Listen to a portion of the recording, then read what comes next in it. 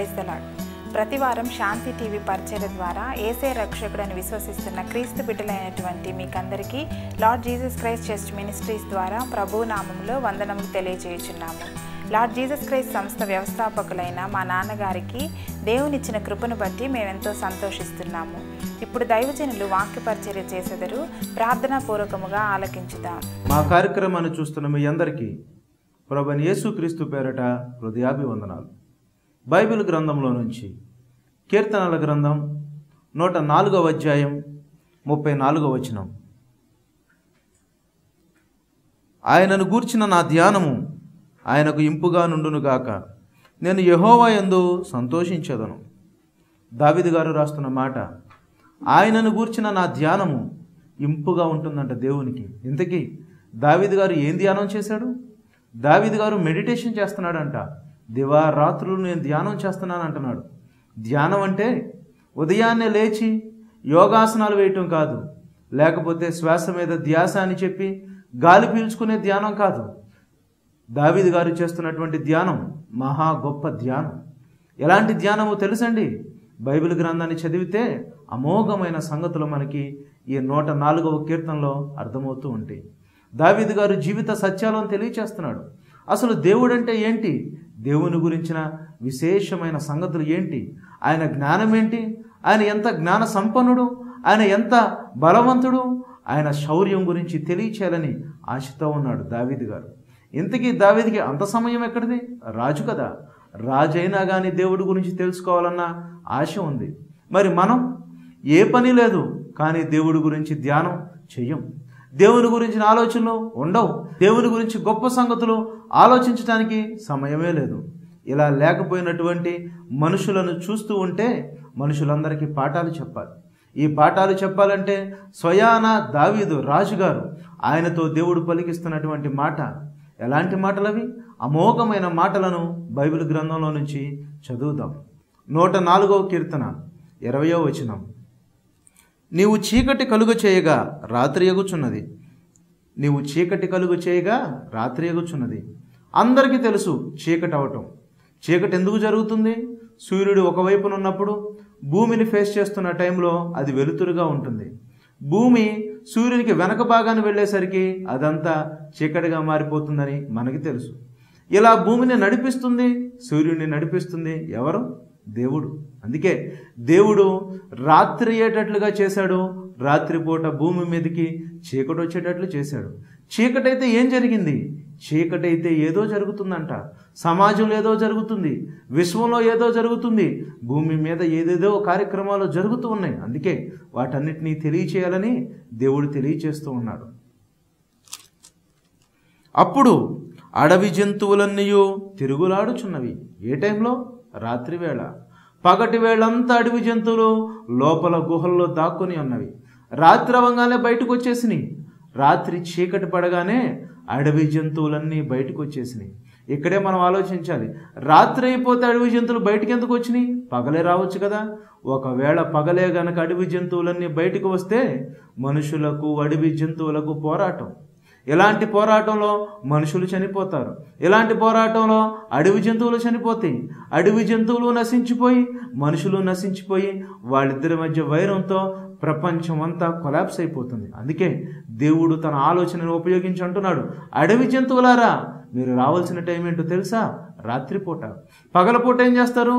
గుహలో దాక్కోండి, ఎక్కడికో వెళ్ళిపోండి, ఎవరికి కనిపించిన ప్రదేశాలు మీరు ఉండిపోండి. ఎందుకంటే భూమి మీద నా కుమారులు తిరగాలి, భూమి మీద నా బిడ్డలు ఉన్నారు, నా స్వరూపమందు నా పోలిక చొప్పున పుట్టినటువంటి నా ప్రజలందరూ భూమి మీద అటు ఇటు ఇటు అటు తిరుగుతూ వాళ్ళు ఏదేదో పనులు చేసుకుంటూ ఉన్నప్పుడు వాళ్ళకి ఎలాంటి డిస్టర్బెన్స్ ఉండకూడదు మీ వలన. అందుకే అడవి జంతువులారా రాత్రి అయిపోతే మీరు బయటకు రండి, ఆహారం కోసం బయటకు రండి. మీకు వస్తే మీకు ఆహారం ఇచ్చే డ్యూటీ ఎవరిది? ఈ ఆహారం ఇచ్చే డ్యూటీ కూడా నాదే కదా అని దేవుడు ఎంత అద్భుతమైన మాటలు పలుకుతున్నాడో బైబిల్లో నుంచి మనం చదువుదాం. 104వ కీర్తన 21వ వచనం. సింహపు పిల్లలు వేట కొరకు గర్జించుచున్నవి, తమ ఆహారము దేవుని చేతిలో నుండి తీసుకొని చూచుచున్నవి. వేటాడే డ్యూటీ ఎవరిది? సింహము, సింహపు పిల్లలు వేట కొరకు సిద్ధపడుతున్నాయి. వేట కొరకు సింహం సిద్ధపడుతూ ఉంటే మరి ఆహారం ఎవరిస్తారు? ఆహారం ఇచ్చే డ్యూటీ ఎవరిదో తెలుసా? దేవునిది. ఒకవేళ దేవుడు ఆహారం సిద్ధపరచకుండా ఎలాంటి సింహం వేటకు వెళ్ళినా దొరికేది శూన్యం. అందుకే సింహము వేటాడటానికి బయలుదేరుతుందంటే దానికి ఆహారాన్ని సిద్ధపరచడానికి ఎవరు రంగంలో దిగారు? దేవుడే రంగంలో దిగాడు. సింహపు పిల్లలకు కూడా ఆకలవనివ్వను, ఏ జంతువుకి ఆకలి కానివ్వను, ఏ పక్షికి ఆకలి కానివ్వను. ఎందుకంటే అవన్నీ నన్ను చూసి, అవన్నీ నాకు సాగిలపడి, అవన్నీ నేను చెప్పే మాటలు విని నాకు లోబడి ఉండే ఈ భూ జంతువులన్నిటినీ నేను గౌరవిస్తాను. అందుకే ఇలాంటి వాటన్నిటికీ దేనికి ఆకలి అనేది కానివ్వకుండా వేటికి ఏ సమయంలో ఏ ఆహారం కావాలో వాటన్నిటిని ఇస్తున్నాను. అందుకే సింహపు పిల్లలారా వేటకెళ్ళండి, వేటకెళితే మీకోసం మంచి ఆహారాన్ని సిద్ధపాటు చేశాను, వెళ్ళి ఆహారాన్ని తెచ్చుకోండి అని చెప్పి దేవుడే ఆహారాన్ని ఇచ్చే కార్యక్రమాన్ని స్వయాన తానే చూసుకుంటూ ఉన్నాడు. 104వ కీర్తన 22వ వచనం, రాత్రంతా కష్టపడి వేటాడిని, ఆహారాన్ని భుజించిన తర్వాత సూర్యుడు ఉదయిస్తూ ఉన్నాడు. సూర్యుడు ఉదయించేసరికి ఏం జరగాలి? అడవి జంతువులన్నీ పారిపోవాలి. అడవి జంతువుల్లో ఏది కనిపించకూడదు. అడవి జంతువుల వలన ఏ మనిషికి భయం కలగకూడదు. అందుకే దేవుడు ఏమంటున్నాడో చదువుదాం. సూర్యుడు ఉదయింపగానే అవి మరలిపోయి తమ గుహలలో పండుకొనును. అవి మరలిపోయి తమ గుహలలో పండుకొనును. ఏవి? అడవి జంతువులు. సింహాలు ఎక్కడున్నాయి? రాత్రంతా తిరిగిని, పగటిపూటకు వచ్చేసరికి గుహల్లోకి వెళ్ళిపోయినాయి. అనగా డిస్కవరీ ఛానల్ వాళ్ళు, నేషనల్ జాగ్రఫీ ఛానల్ వాళ్ళు టీవీలో చూపిస్తూ ఉంటారు సింహాలను, పులులను, అడవి జంతువులను. ఈ అడవి జంతువులను, పులులను ఏ టైంలో తీస్తారు షూటింగ్? మార్నింగ్ టైంలో షూటింగ్ వెళితే ఏమీ ఉండదు. మార్నింగ్ టైంలోకి వెళ్తే ఏది కనిపించదు. అడవంతా ఖాళీగా కనిపిస్తూ ఉంటుంది. అడవిలో ఎక్కడ వెతికినా కానీ ఏదో చిన్న పాములు, చిన్న జంతువులు కనిపిస్తాయే కానీ అడవికి రాజులుగా ఉండే మృగసింహాలు, అడవిని ఏలే గొప్ప జంతువులు, అడవి జంతువులు కనిపించవు. అవి కనిపించాలంటే నైట్ టైం ఫోటోగ్రఫీ తీయాలి. అందుకే గొప్ప కెమెరామ్యాన్స్ వాళ్ళు ఏం చేస్తారంటే పెద్ద కెమెరాస్ పెట్టేసి నైట్ టైం అక్కడ పెట్టి వాళ్ళు వెళ్ళి అక్కడ నుంచి ఆపరేట్ చేస్తూ ఉంటారు. అప్పుడు చూస్తున్నారు గొప్ప జంతువులు చీకటి పడగానే బయటకు వస్తున్నాయి. చీకటిలో నుంచి బయటకు రాగానే వాటిని నైట్ టైం షూట్ చేసే కెమెరాస్తో వాటన్నింటినీ షూటింగ్ చేయటం national geography, discovery channel, animal planet channel ఇలాంటి వాళ్ళు చేస్తూ ఉంటారు. ఎందుకని? రాత్రిపూటే అవి తిరిగే సమయం. ఎవరు చెప్పారు రాత్రిపూట తిరగాలని? దేవుడు చెప్పాడు. నిన్ను నిర్మించిన దేవుడు, నన్ను నిర్మించిన దేవుడు, ఆకాశాన్ని నిర్మించిన దేవుడు, భూమిని నిర్మించిన దేవుడు, సమస్తాన్ని నిర్మించిన దేవుడు ప్రతి దానికి ఒక సమయాన్ని నియమించి ఈ సమయంలోనే నీకు టైం టేబుల్ ఇచ్చి ఈ టైం టేబుల్ని నువ్వు ఫాలో అవ్వాలి. ఒకవేళ పొరపాటున పులులు గనక పగటిపూట బయటికి వస్తే ఏం జరుగుతుంది? ఈ మధ్య కాలంలోనే తిరుపతిలో పులి బయటకు వచ్చిందంట. ఉదయకాలంలో సంచరించిందంట. సంచరించేసరికి ఏం చేశారు? జనాలు దాన్ని చితక్కొట్టి చంపేశారు. దేవుడు చెప్పిన మాటకు వ్యతిరేకంగా ఎవరికి వెళ్ళినా వాళ్ళ ప్రాణానికి హాని తప్పదు. అందుకే అడవి జంతువులన్నీ రాత్రి రావాలని దేవుడు పెడితే రూల్, అవన్నీ రాత్రిపూటే రావాలి. ఉదయం అయ్యేసరికి ఏమవుతున్నాయి? అన్ని లోపలికి వెళ్ళిపోతున్నాయి. ఇలా లోపలికి వెళ్ళగానే అప్పుడు ఎవరు లేవాలో తెలుసా? దేవుడు లేపుతున్నాడు, నా కుమారుడా లే, ఉదయమైంది లే, సూర్యుడు ఉదయించాడు లే, నీ టైం వచ్చేసింది. ఇదిగో వెలుగుందే, వెలుగును చూడు. ఈ వెలుగులో నీవు చేయాల్సిన పనులు ఎన్నో ఉన్నాయి కదా, చూడు. ఆకాశాన్ని చూడు, భూమిని చూడు, సమస్తాన్ని చూడు, పచ్చగా కనిపిస్తున్న పైరును చూడు, నీ చుట్టుపక్కల కనిపిస్తున్న ప్రతి దానిని చూడు. నీ ఆహారం కోసం నువ్వు కష్టపడాలి కదా, లే కష్టపడు. నీ పనుల కోసం నువ్వు కష్టపడాలి కదా, లెగు కష్టపడు. నీ కుటుంబ పోషణ కొరకు నువ్వు కష్టపడాలి కదా, లే కష్టపడు. వాక్యాన్ని ప్రకటించాలని చెప్పి నువ్వు ధ్యానం చేయాలి కదా, లే ధ్యానం చేయి. దేవుడు చేసే అద్భుతమైన కార్యక్రమాల గురించి ఆలోచించు.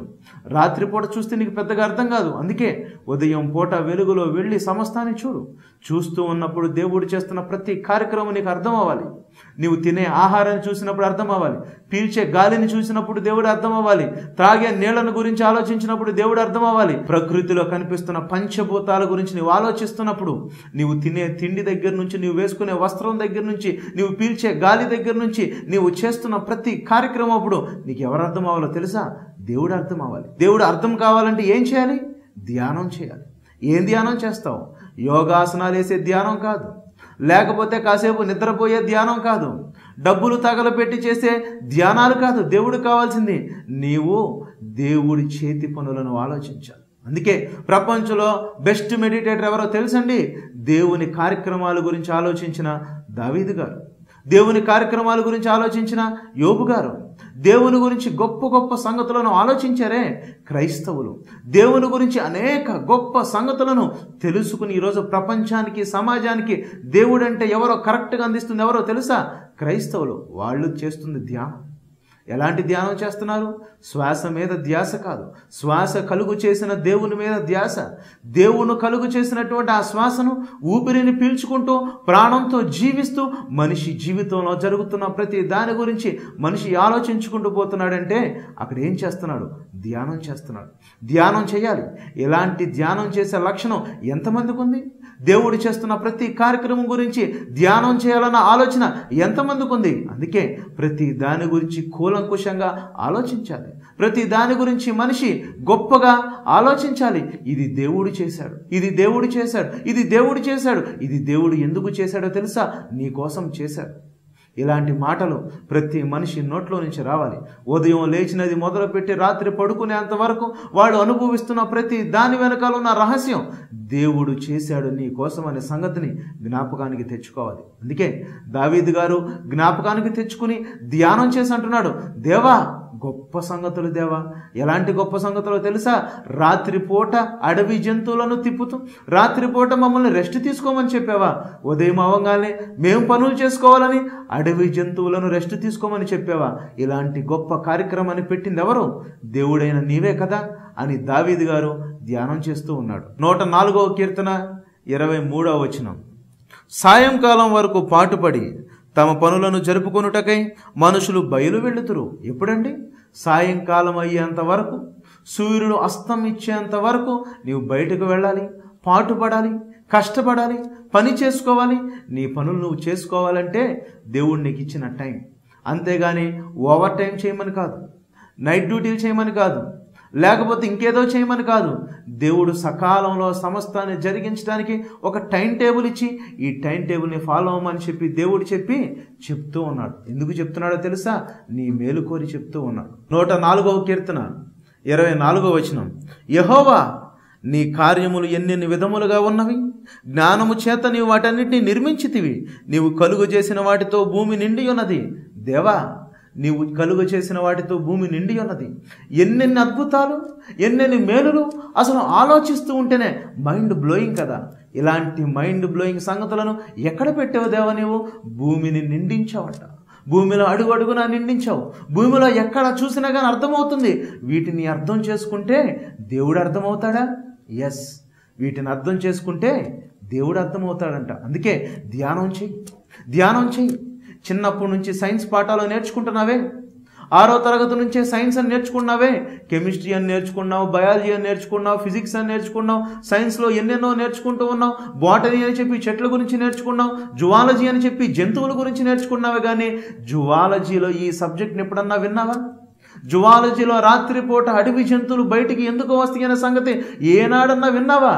ఎందుకంటే నీవు నేర్చుకునే పాఠాలలో కల్తీ, నీవు నేర్చుకునేటటువంటి పాఠాలలో దేవుని గురించిన ఇన్ఫర్మేషన్ని బయటపడేశారు, దేవుని గురించి ఇన్ఫర్మేషన్ని మరుగు చేసేసారు. అందుకే బైబిల్ గ్రంథం దగ్గరకు వచ్చి నేర్చుకోవాలి పాఠాలు. బైబిల్ గ్రంథం దగ్గరకు వచ్చి సైన్స్ నేర్చుకోవాలి. బైబిల్ గ్రంథం దగ్గరకు వచ్చి భూమి దేంతో అయితే నిండి ఉన్నదో దాని గురించి ఆలోచించాలి. ఆలోచిస్తే దేవుడు అర్థమవుతూ ఉన్నాడంట. అందుకే దేవుడు ఏమంటున్నాడు తెలుసా? చూడు, ఆనందం కావాలని కోరుకుంటున్నావు కదా. ఎలాంటి ఆనందం కావాలి? ఉల్లసించడానికి నీకు ఒక ఎక్వేరియం కావాలా? మంచి నీళ్లను నింపి ఆ నీళ్లలో బ్లూ కలర్తో డెకరేట్ చేసి అందులో 4-5 రకాల చేపలు వేసుకుని అందులో గోల్డెన్ ఫిష్ వేసుకుంటావో, సిల్వర్ ఫిష్ వేసుకుంటావో, నీకు నచ్చిన ఏ చేపను వేసుకుంటావో దానిని చూసి మురిసిపోవాలని, చిన్నపిల్లలు వచ్చి ఆడుకోవాలని పెట్టి అక్వేరియంగా నువ్వు దానిని చూసుకుంటూ ఆనందిస్తున్నావే. నువ్వు చూస్తున్నటువంటి అక్వేరియం నాకు కూడా కావాలి. నువ్వు ఎలాంటి ఎక్వేరియంలో అయితే 4 రకాల చేపలను తీసుకుని వచ్చి చూస్తూ ఉన్నావో, మురిసిపోతున్నావో, దేవుడు కూడా అంటున్నాడు నాకు కూడా ఒక ఎక్వేరియం కావాలి. ఎలాంటి ఎక్వేరియంలో తెలుసా? దేవుడు నిర్మిస్తున్నాడు అని ఒక గొప్ప ఎక్వేరియం. 104వ కీర్తన 25వ అధ్యాయం అదిగో విశాలమైన మహాసముద్రము, అందులో లెక్కలేలన్నీ జలచరములు, దానిలో చిన్నవి పెద్దవి జీవరాశులున్నవి. దేంట్లో? మహాసముద్రం. ఎలాంటి మహాసముద్రం? గ్లాసులో పట్టే అంత చిన్నటి నీళ్లు కాదు అది. మహాసముద్రాలు. భూమి అంతటా పావు వంతు అయితే సముద్రాలు, మహాసముద్రాలు ఉన్నది ముప్పావు వంతు. ముప్పావు వంతు ఉన్నటువంటి ఈ నెలలో దేవుడు ఏమనుకున్నాడు తెలుసా? ఒక ఎక్వేరియం కావాలనుకున్నాడు. ఎలాంటి ఎక్వేరియం అది? లక్షల కోట్ల రకాల జీవరాశులు, జలచరాలు, చేపలు. ఒక గోల్డెన్ ఫిషే కాదు, చిన్న మత్స్యములు, పెద్ద మత్స్యములు, చిన్న చేపలు, పెద్ద చేపలు. ఎలాంటి పెద్ద చేపలు తెలుసా? భూమి మీద జీవించే జంతువులన్నిట్లో గొప్ప గొప్ప జంతువులు ఎక్కడుంటాయి? సముద్రాలలో ఉంటాయి. పెద్ద పెద్ద మత్స్యాలు ఉంటాయి, పెద్ద పెద్ద చేపలు ఉంటాయి. అన్నీ ఎవరేసుకున్నారు? దేవుడేసుకున్నాడు. దేవుడేసుకుని చూస్తూ మురిసిపోతున్నాడు. ఆహా, లక్షల రకాల చేపలు కదా, లక్షల రకాల జీవరాశులు కదా, ఇవన్నిటిని చేసింది ఎవరో? నేనే కదా. అవి అలా ఆడుకుంటూ, అలా డాల్ఫిన్ వచ్చి ఎగిరి, అలా షార్క్ వచ్చి అలా ఎగిరి జనాలందరినీ పరవశింప చేస్తూ ఉంటే, అలా పరవశింప చేస్తూ ఉన్నప్పుడు ముఖ్యంగా పరవశించిపోయింది ఎవరో తెలుసా? దేవుడు. చూసుకుంటూ అంటున్నాడు, ఇదిగో ఇదే సముద్రం ఇంకా నేనేం చేశాను తెలుసా? నీవు చూడు, ధ్యానం చెయ్యి, బైబిల్ గ్రంథం చదువు, సమాజంలోకి వెళ్ళి చూడు, సముద్రంలోకి వెళ్ళి చూడు. 104వ కీర్తన 26వ వచనం. అందులో ఓడలు నడుచుచున్నవి, అందులో ఆటలాడుటకు నీవు నిర్మించిన మకరములున్నవి. ఏమున్నాయి? పెద్ద పెద్ద మకరాలున్నాయి, పెద్ద పెద్ద జీవులున్నాయి. పెద్ద పెద్ద వాటిని నిర్మించింది నేనే. ఆటలాడుకోవటానికి నిర్మించాను. నేను ఆడుకోవాలంటే పెద్దవి కావాలి నాకు. అందుకే అలాంటి వాటితో సముద్రం లోపలికి వెళ్ళి వేటినైతే చూస్తే మనిషికి భయమో వాటితో దేవుడు సముద్రంలో ఉన్న వాటితో ఆడుకోవటానికి నిర్మించాడంట. అలా నిర్మించినటువంటి దేవుడు అంటున్నాడు, వాటికి ఆహారం పెట్టేది ఎవరో? నేను. వాటిని పోషించేది ఎవరో? నేను. ఇలా వాటన్నిటికీ నేను సకాలంలో అన్నిటిని అందిస్తూ ఉన్నానే. ఎందుకు అందిస్తున్నానో తెలుసా? నా చేతి పనులను మీరు ఆలోచించాలి, నా కార్యక్రమాలను మీరు ఆలోచించాలి. నేనంటే ఏంటో మీరు తెలుసుకోవాలి. దేవుడంటే ఏంటి, దేవుడంటే ఎక్కడ ఉంటాడు, దేవుడంటే ఎలా ఉంటాడని చెప్పి మనిషిలో ఎన్నో క్వశ్చన్ మార్క్స్ ఉన్నాయి కదా. ఇలాంటి క్వశ్చన్ మార్క్స్తో దేవుడు గురించి పరిపూర్ణమైన జ్ఞానం లేకపోయేసరికి దేవుడు తెలియచేస్తున్నాడు, నీవు ఎక్కడికో వెళ్ళి కాదు, నీ చుట్టుపక్కల ఉన్న వాటిని గురించి ఆలోచించి నేర్చుకో. ఇలా నేర్చుకోవాలని నేను నియమించాను, ఇలా నేర్చుకోవాలని నా గురించినటువంటి ధ్యానం చేయమని చెప్పానని దేవుడు ఎంతో అద్భుతంగా చెబుతున్నటువంటి మాటలు. 104వ కీర్తన 29వ వచనం. నీవు ముఖము మరుగు చేసుకొనగా అవి కలతపడును, నీవు వాటి ఊపిరి తీసివేయినప్పుడు అవి ప్రాణములు విడిచి మంటిపాలగును. ఏంటవి? జలచరములు. ఏంటవి? భూజంతువులు. దేవుడు చేసిన జంతువులు, దేవుడు చేసినటువంటి జలచరములు దేవుడు ఎప్పుడైతే విడిచిపెట్టాడో విడిచిపెట్టంగానే కలత చెందుతున్నాయి. చేపలన్నీ కలత చెందుతున్నాయి, అలాగే జంతువులన్నీ కలత చెందుతున్నాయి. వాటి టైం వచ్చేసరికి ఏం టైం అది? మట్టిలో కలిసిపోయే టైం, ప్రాణాన్ని విడిచిపెట్టే టైం వచ్చింది. అలా ప్రాణాన్ని విడిచిపెట్టే టైం వచ్చేసరికి ఏం జరుగుతుంది? ప్రభువా దేవా, ఇంతకాలం నాతో ఆడుకున్నావు, ఇంతకాలం నన్ను పెంచావు, ఇంతకాలం నన్ను పోషించావు, ఇంతకాలం నాకు ఆహారాన్ని ఇచ్చావు, ఇంతకాలం నన్ను చాలా గొప్పగా చూసుకున్నావు కదా, ఎందుకు నన్ను విడిచిపెట్టావు? ఎందుకు నన్ను నా చేయిని విడిచిపెట్టావు? నన్ను మరలా ఎందుకు మట్టిగా మారుస్తున్నావు అని ఆ జంతువులని అడిగితే దేవుడు ఏమన్నాడు తెలుసా? ఇలాగే జరగాలి, భూమి అంతటా ఇలాగే జరగాలి. ఇలా జరిగి నీవు మట్టిలో నుంచి వచ్చావు కదా, మట్టిలోకి మారిపోవాలి.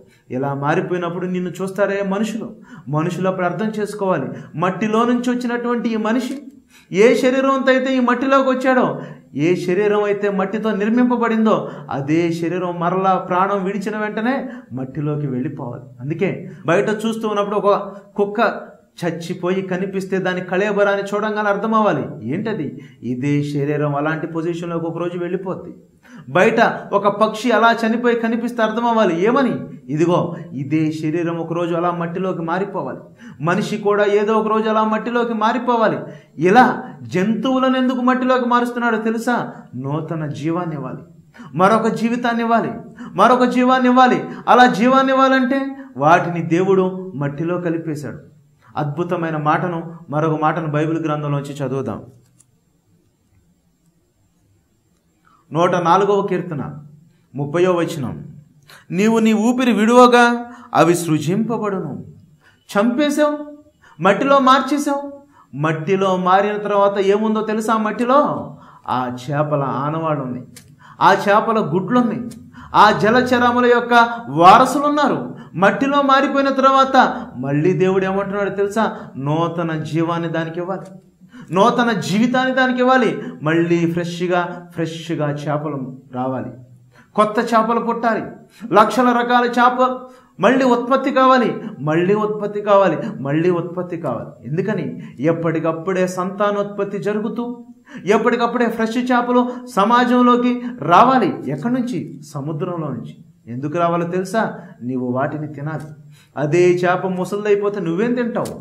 ఏం తినాలో నీకు తెలియదు. అందుకే నీవు ఫ్రెష్గా తినాలంటే దేవుడు మట్టిలోకి మార్చేశాడు. ఆ మట్టిలో నుంచి మరలా కోట్ల కొలది చేపలను పుట్టిస్తూ నా గురించి ధ్యానం చేయి. ఎంతగా నేను నిన్ను ప్రేమించానో అర్థం చేసుకో. నీకు ఫ్రెష్ ఆహారాన్ని ఇవ్వాలని చెప్పి నేను ఎన్ని గొప్ప కార్యక్రమాలు చేస్తున్నానో ఆలోచించుకొని దేవుడు తెలియచేస్తున్నప్పుడు దేవుని గురించిన ఆశ్చర్య కార్యములను మనం ధ్యానం చేయాలి. ధ్యానం చేస్తూ ఉంటే మనకి దేవుడు అంటే ఏంటో అర్థమవుతూ ఉంటాడు. అట్లు నీవు భూతలమును నూతనపరచుచున్నావు, భూమి మీద ఏదైతే ఎక్సెస్ అయిపోతుందో, భూమి మీద ఏదైతే పాతబడిపోతూ ఉందో, భూమి మీద ఏదైతే ఫ్రెష్నెస్ కోల్పోతూ ఉందో, మనిషికి ఫ్రెష్గా అందించాలని చెప్పి నీవు చేస్తున్నటువంటి సృష్టిలోని రహస్య కార్యక్రమాలు, వీటి గురించి ఆలోచించాలి. వీటి గురించి ఆలోచించి వీటి గురించి ధ్యానం చేస్తే దేవుడికి మనిషి అంటే ఎంత ప్రేమో అర్థమవుతూ ఉంది. అందుకే బైబిల్ గ్రంథంలో యేసుక్రీస్తు వారు జీవించి ఉన్న రోజుల్లో నికోదేము అనే ఒక గొప్ప పండితుడు యేసుక్రీస్తు దగ్గరికి వచ్చాడు.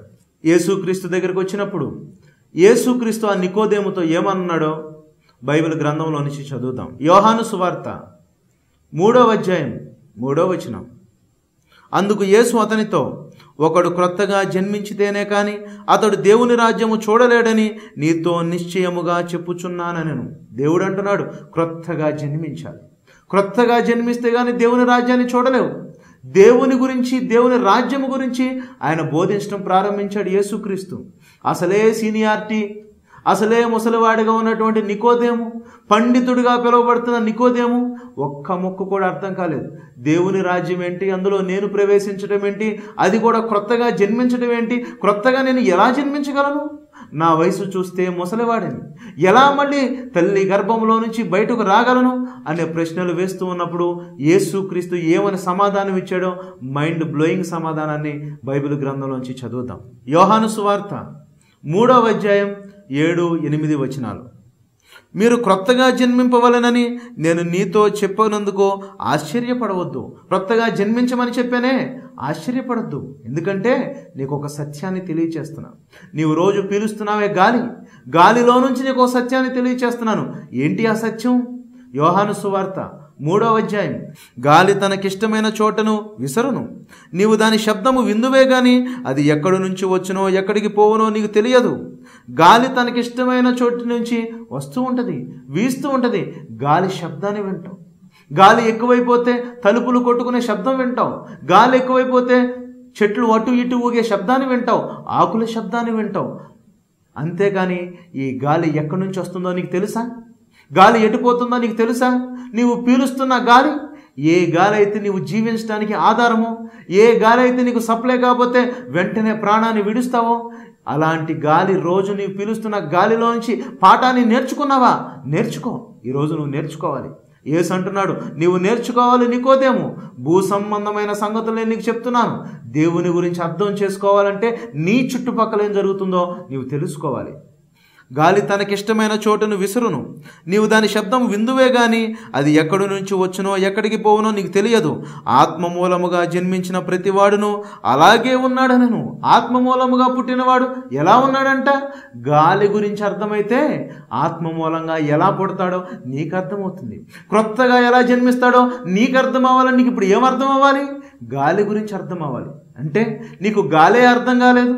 నీకు గాలి ఎటు నుంచి వస్తుందో, ఎటు నుంచి పోతుందో, గాలి ఎందుకు వేస్తుందో, గాలి ఎటు నుంచి వేస్తుందోనే నీకు తెలియకపోతే దేవుడు ఏమని అర్థమవుతాడా? దేవుని గురించిన జ్ఞానం నీకు వస్తుందా? దేవుడు గురించినటువంటి ఆలోచన నీ మైండ్లో మెదులుతాయా? మెదలవు. మెదలాలంటే ఏం చేయాలి? భూ సంబంధమైన సంగతులను దేవుడు చెప్తూ ఉన్నాడే, ధ్యానం చేయమని చెప్పాడే, వాటిని ధ్యానం చెయ్యి. వాటిని ధ్యానం చేస్తే ఆత్మ మూలముగా పుట్టినవాడు ఎలా ఉంటాడో అర్థమవుతుంది, క్రొత్తగా ఎలా జన్మించాలో అర్థమవుతుంది అని యేసుక్రీస్తు వారు చెప్పిన తర్వాత ఏమన్నాడో మరొక మాటను చదువుదాం. యోహాను సువార్త 3వ అధ్యాయం 12వ వచనం. భూ సంబంధమైన సంగతులు నేను మీతో చెబితే మీరు నమ్ముకున్నప్పుడు పరలోక సంబంధమైనవి మీతో చెప్పిన ఎడల ఎలాగూ నమ్ముదురు? భూ సంబంధమైన సంగతులే నీకు అర్థం కానప్పుడు, దేవుడు చేస్తున్నటువంటి ఈ లోకంలో జరిగిస్తున్న భూమి మీద చేస్తున్న దేవుని యొక్క క్రియలే నీకు అర్థం కానప్పుడు పరలోకపు సంగతులు నీకు ఎలాగ అర్థమవుతాయి? అర్థమవుతుందా? అర్థం కాదు. అందుకే మొట్టమొదటిగా దేవుని గురించి తెలుసుకోవాలన్న ఆశ ఉన్న ప్రతి వాళ్ళు దేవుని కార్యక్రమాలను ధ్యానం చేయాలి. ఉదయం లేచినప్పటి నుంచి పీల్చే గాలి, త్రాగే నీళ్లు, నీవు నడిచేటప్పుడు చూస్తున్న ప్రతి దానిని, విశ్వాన్ని, సృష్టిలో ఉన్న ప్రతి కార్యక్రమాన్ని నీవు ఆలోచిస్తే దేవుడు నీకు అర్థమవుతాడు. దేవుడు అంటే ఏంటో నీకు ఆలోచనలోకి వస్తుంది. ఈ భూమి ఏంటి, సూర్యుడేంటి, చంద్రుడేంటి, నక్షత్రాలేంటి, వర్షాలేంటి, గాలేంటి, ఇవన్నీ దేనికోసం? పంచభూతాలు దేనికోసం? భూమి ఎందుకు ఆహారాన్ని ఇస్తుంది? ఇచ్చిన ఆహారంలో రుచులు ఎందుకు, రంగులు ఎందుకు? వీటన్నిటి గురించిన ఆలోచన నీ మైండ్లో రావాలి. నీ మైండ్లో రావాలంటే యేసుక్రీస్తు అంటున్నాడు, భూ సంబంధమైన సంగతులు ముందు అర్థం చేసుకో. అర్థం చేసుకుంటూ ఉంటే అప్పుడు నీకు దేవుడు అంటే ఏంటో క్లియర్గా అర్థమవుతాడు. 103వ కీర్తన 15-16 వచనాలు. నరుని ఆయువు గడ్డి వలెనున్నది, అడవి పువ్వు పూయినట్లు వాడు పూయును, దాని మీద గాలి వీచగది లేకపోవును, ఆ మీదట దాని చోటు అది నెరుగదు. భూమి మీదకి జరుగుతున్నటువంటి గాలి ప్రక్రియ, ఒక పువ్వు మీదకి ఎలా అయితే గాలి వీచినప్పుడు ఆ పువ్వు అక్కడి నుంచి రాలిపోయిన తర్వాత ఎలా అయితే కనిపించదో, భూమి మీద నరుడు కూడా అలాగే ఉన్నాడు. అందుకే పువ్వులాగా, గడ్డి పువ్వులాగా ఉండే ఈ మనిషి మీద గాలి వీచినప్పుడు ఎలా అయితే రాలిపోతుందో అలాగే మనిషి కూడా రాలిపోయే ఈ వేళ దేవుని గురించిన ధ్యానం చేయకుండా, నీ సొంత ధ్యానంలో ఉండి దేవుని గురించిన ఆలోచన కనుక లేకుండా ఉంటే అంతకన్నా దౌర్భాగ్యపు పరిస్థితి మరొకటి ఉండదు. ఈ వర్తమానం వింటున్నటువంటి మీరందరూ దేవుని గురించి ధ్యానం చేయండి, దేవుని గురించి ఆలోచించండి. ప్రకృతే నీకు పాఠాలు నేర్పిస్తుంది. దేవుడే స్వయాన తన లక్షణాలను నీకు ప్రకృతిలో నుంచి తెలియచేస్తున్నాడు. ప్రకృతిలో ఉన్న భూ సంబంధమైన సంగతులు నీకు అర్థమైతే పరలోకపు సంగతులు చాలా స్పష్టంగా అర్థమవుతాయి అనే సంగతి యేసు చెప్పిన మాటల్లోంచి జ్ఞాపకం చేస్తూ ప్రార్థన.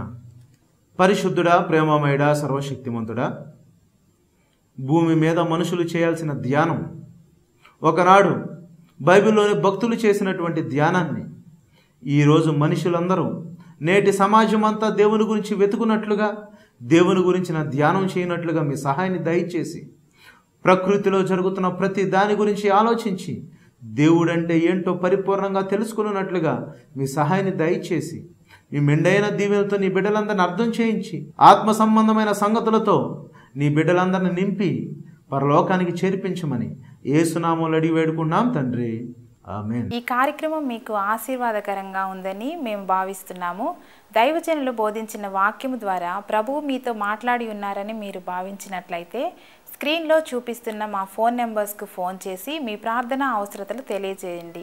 మీ కొరకు ప్రార్థించుటకు మేము ఎల్లప్పుడూ సిద్ధముగా ఉంటాము.